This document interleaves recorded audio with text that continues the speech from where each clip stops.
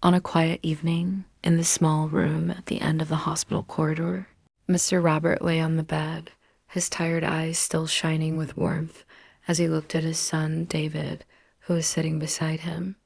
The heart monitor emitted small, regular beeps, blending with his weak breaths.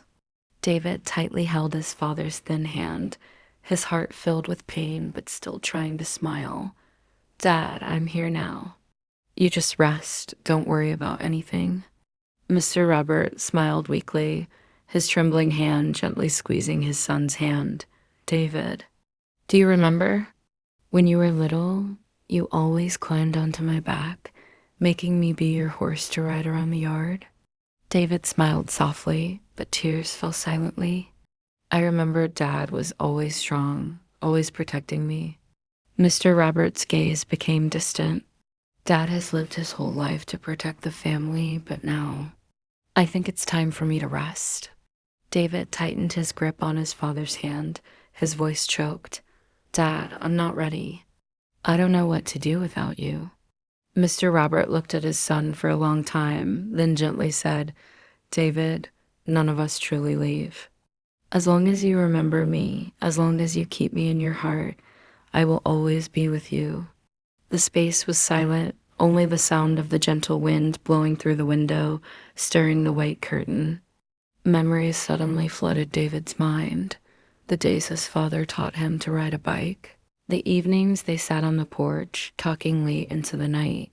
The times his father gently patted his shoulder whenever he fell. Mr. Robert's voice gradually softened, but still full of love. "Son, live happily. Love and protect your family, just like your father did. Don't be afraid, because you are strong enough to overcome everything." David nodded, but the tears kept flowing. He held his father's hand tightly, feeling the warmth gradually fading. A minute later, the heart rate monitor emitted a long beep. Mr. Robert slept peacefully. David was still there, his hand still holding his father's hand.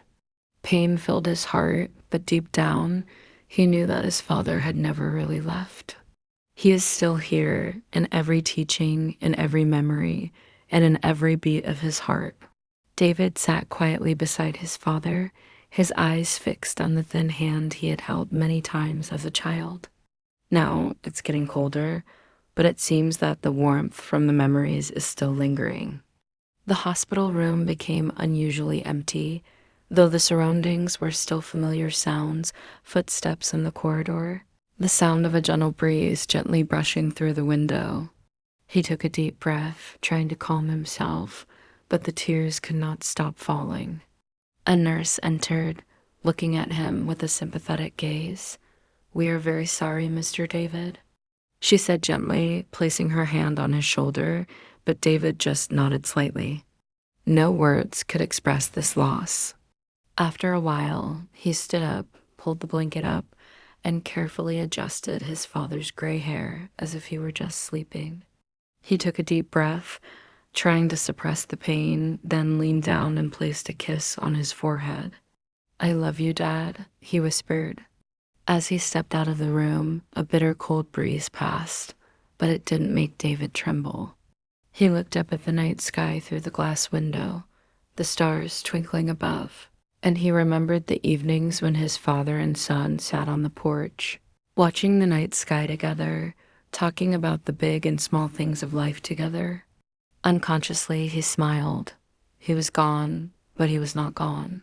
He is still here in every memory, in every instruction, in the way he will continue to live. And now, David knows that despite the pain, he has to keep going because that's the way to keep his father with him forever. David left the hospital in the quiet of night. The thin coat wasn't enough to keep his body warm, but it didn't matter anymore.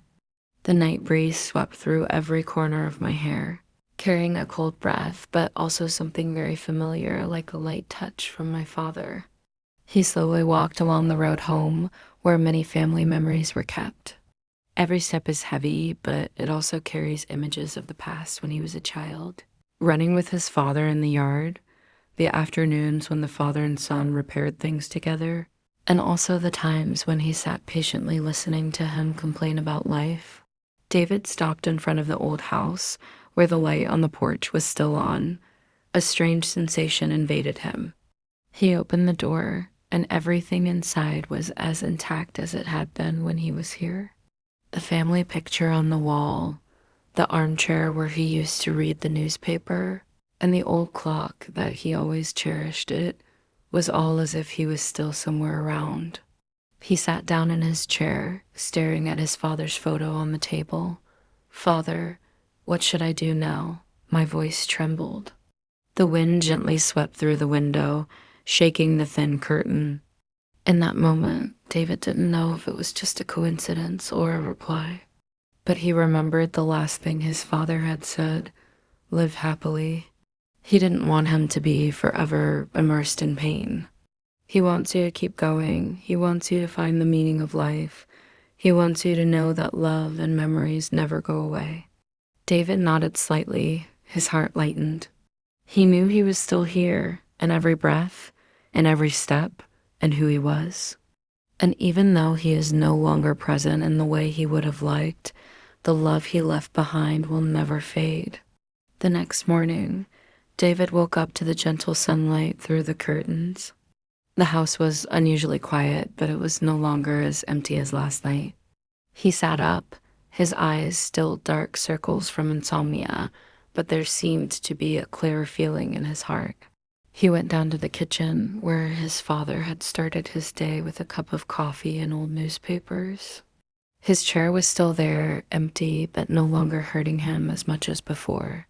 David poured a cup of coffee, sat down where his father was still sitting, and involuntarily remembered the mornings when the father and son had talked together. There were days when his father talked about his youth, about his years as a soldier, about how he overcame difficulties in life. And there are days when my father just sits still, sipping a cup of coffee, his eyes looking far away as if he is remembering his own memories. David sighed, looking at the void in front of him. "Dad, I think you understand." His father left not only memories, but also lessons. He taught him about patience, about strength, and above all, about the value of family love. Death cannot take those things away. David stood up, taking from the drawer an old notebook that he had never noticed before.